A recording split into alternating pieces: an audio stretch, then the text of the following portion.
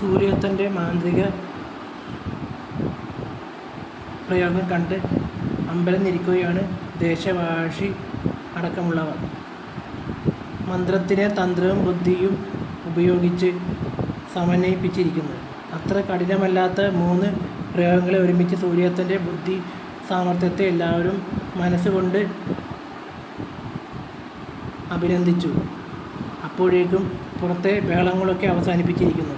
ഇപ്പോൾ മായയാൽ സൃഷ്ടിക്കപ്പെട്ട ചെന്നായ്ക്കളൊക്കെ അപ്രത്യക്ഷമായിരിക്കുന്നു. ഈ സമയം കളത്തിനകത്തേക്ക് പുറത്തു നിന്ന് ഇളം തെന്നൽ അകത്തേക്ക് കയറിയെത്തി.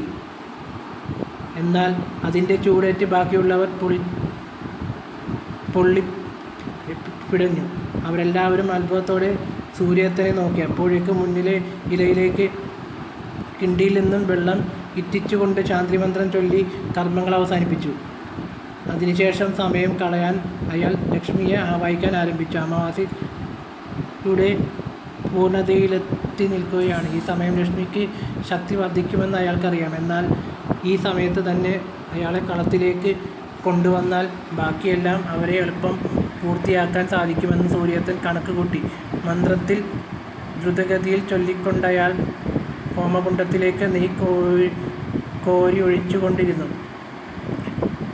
ഇതിനൊപ്പം ശേഷം ഉദകക്രിയകൾ നന്നായി ലക്ഷ്മിയുടെ തലമുറയിലെ ജീവിച്ചിരിക്കുന്ന അവശേഷിക്കുന്ന ആൺതരി ശേഖരനെ കൊണ്ട് ബലി കർമ്മങ്ങൾ നിർവഹിച്ചു.